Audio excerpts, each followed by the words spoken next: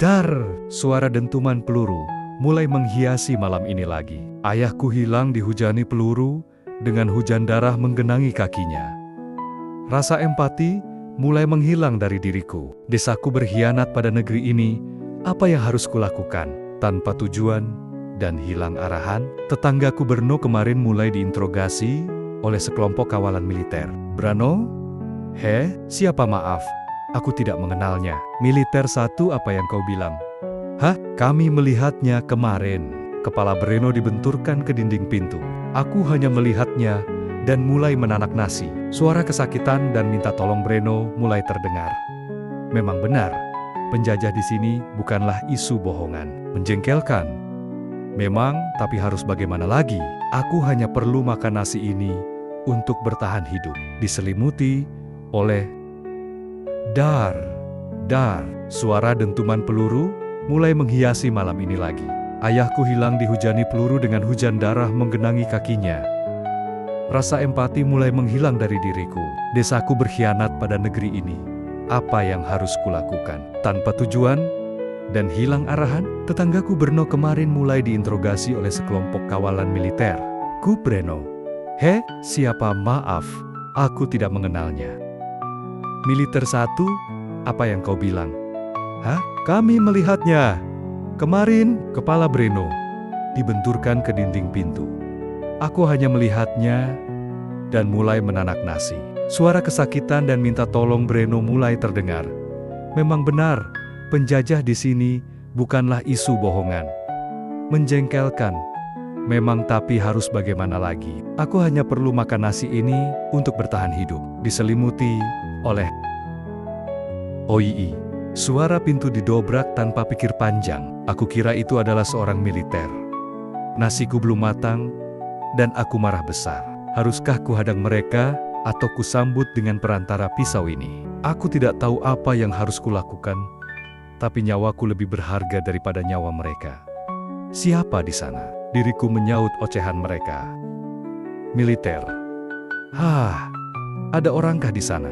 Mereka mulai bergerak ke arah dapur dengan siap siaga. Aku kira mereka hanya tentara obralan. Datang masuk tak diundang dan tidak siap menghadapi kuburnya. Rumah ini sudah berdebu.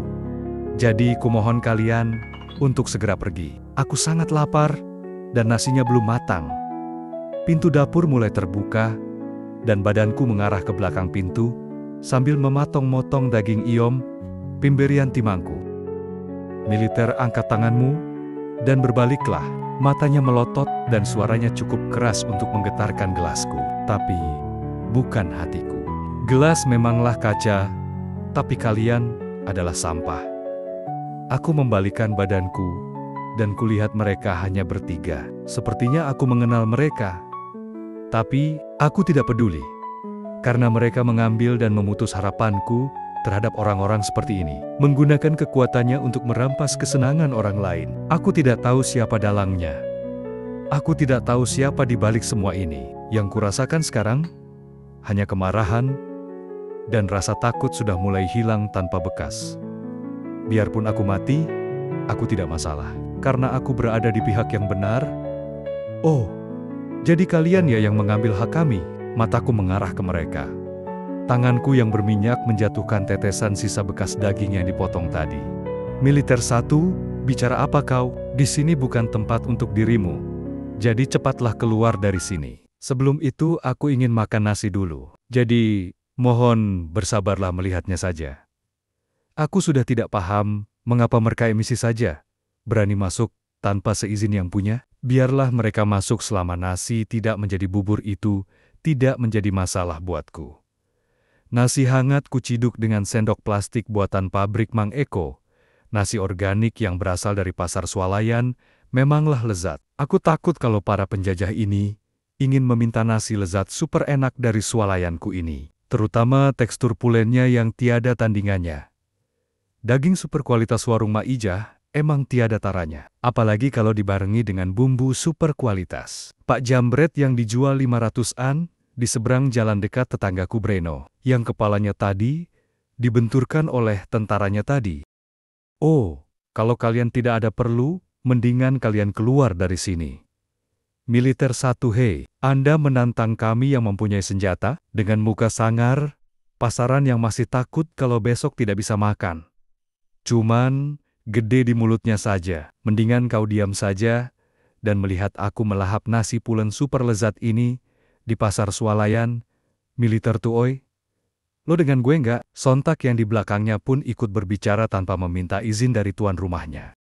Maaf, aku lupa nggak ngajak kalian makan diriku, mengambil mejikom yang ada di dapur, dan mengambil potongan daging ayam yang sudah digoreng tadi. Aku lupa kalau Mas Breno, tetanggaku sudah dibenturkan oleh mereka, tapi apa daya, ayam goreng ini sudah menjadi milikku, dan ini adalah hakku. Apabila Mas Breno ingin mengambilnya, akan kusuruh tentara-tentara ini, antak membentarkan kepelannya karena injen, mengambil ayam yang sudah diborikannya. Nggak mungkin aku ngelakuinnya.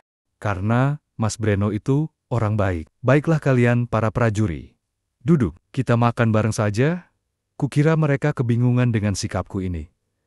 Tapi bodoh amat, aku sangat lapar. Dan aku tidak tahu apa yang akan terjadi ke depannya. Masih dalam ambang bayang.